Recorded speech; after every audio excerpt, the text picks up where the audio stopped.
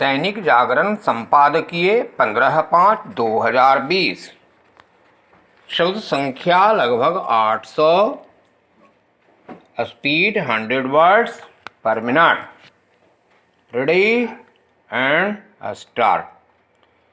प्रधानमंत्री की ओर से घोषित 20 लाख करोड़ रुपए के आर्थिक पैकेज के एक और हिस्से का विवरण देते हुए वित्त मंत्री निर्मला सीतारमण ने प्रवासी मजदूरों, छोटे किसानों और रेहड़ी पटरी वालों के साथ मध्य वर्ग के लोगों की ओर मदद का हाथ बढ़ाया। चूंकि यह वह वर्ग है जो कोरोना कहर से सबसे अधिक प्रभावित हुआ है, इसलिए केंद्र सरकार और साथ ही राज्य सरकारों को यह देखना होगा कि उसे जल्द से जल्द राहत मिले। वित्त मंत्री की ओर से घोषित 1.16 लाख करोड़ रुपए के ताजा पैकेज के तहत प्रवासी मजदूरों को 2 महीने मुफ्त राशन मिलेगा। निस्संदेह गरीब तबके के लिए यह एक बड़ी और सीधी राहत है। इस राहत को और बल देगी एक देश एक राशन कार्ड योजना। अच्छा होगा कि यह योजना जल्द राष्ट्रीय स्वरूप ले ताकि कोई भी भूखे रहने के लिए विवश न हो। इसी के साथ यह भी उचित होगा कि केंद्र सरकारें राज्य सरकारों को ऐसे कोई आदेश निर्देश दें कि वे पैदल अपने घर जाते मजदूरों को तत्काल सहायता प्रदान करें। अगर उनके पैदल घर जाने का सिलसिला कायम रहा तो इस सवाल से पीछा नहीं छूटने वाला कि आखिर सरकारें कर क्या रही हैं। नीति नियंताओं को इसका आभास होना चाहिए कि गरीब तबके को जल्द मदद पहुंचाने की जरूरत है। यह मदद सीधी राहत के रूप में होनी चाहिए, क्योंकि बाजार में तरलता बढ़ाने अथवा कर्ज की सुविधा प्रदान करने को वास्तविक मदद नहीं कहा जा सकता।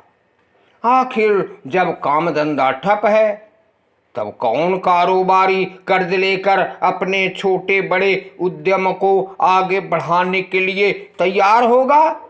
यही बात रेहड़ी पटरी वालों पर भी लागू होती है। उचित यह होगा कि केंद्र सरकार अपने आर्थिक पैकेज के उस हिस्से से हासिल होने वाले नतीजों पर विचार करे जो काम धंधे के लिए पूंजी उपलब्ध कराने और आसान शर्तों पर या फिर बिना गारंटी के कर्ज देने पर केंद्रित है।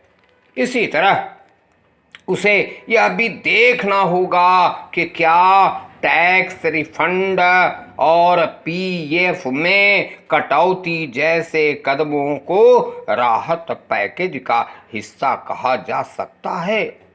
वास्तव में ऐसे ही प्रावधानों के कारण राहत पैकेज के उन बिंदुओं को लेकर आलोचना के स्वर उभर आए हैं जो बीते 2 दिनों में वित्त मंत्री की ओर से रेखांकित किए गए हैं।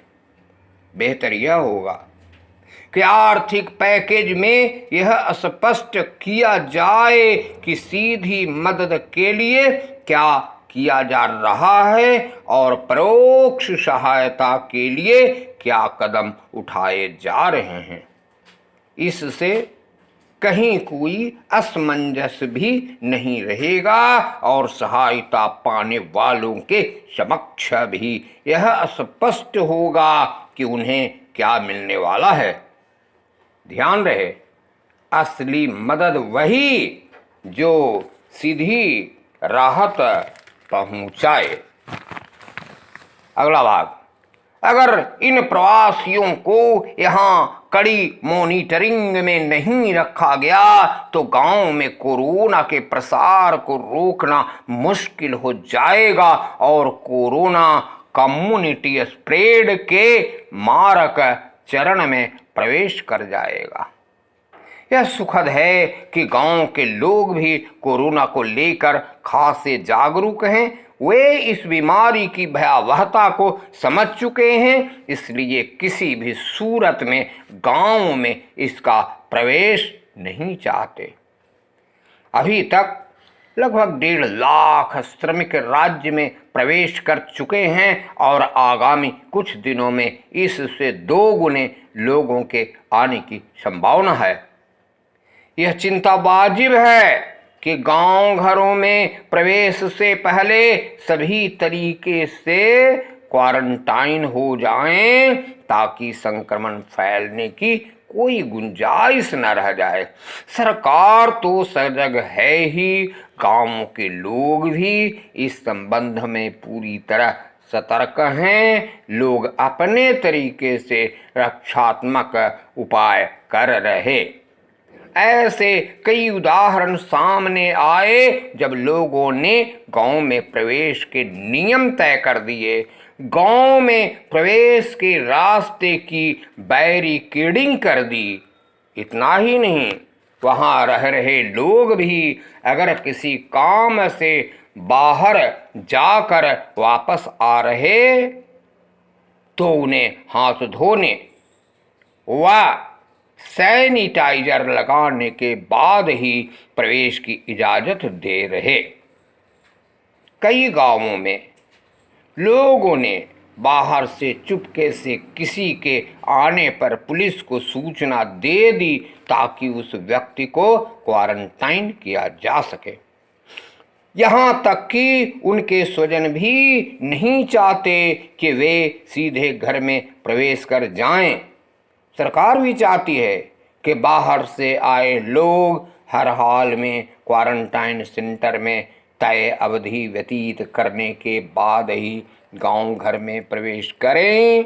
इसी कड़ी में क्वारंटाइन सेंटर से व्यवस्था संबंधी शिकायतें मिलने के बाद सरकार ने प्रखंड स्तर पर सुविधा संपन्न स्मार्ट क्वारंटाइन सेंटर बनाकर अधिकारियों की जवाबदेही सुनिश्चित कर दी।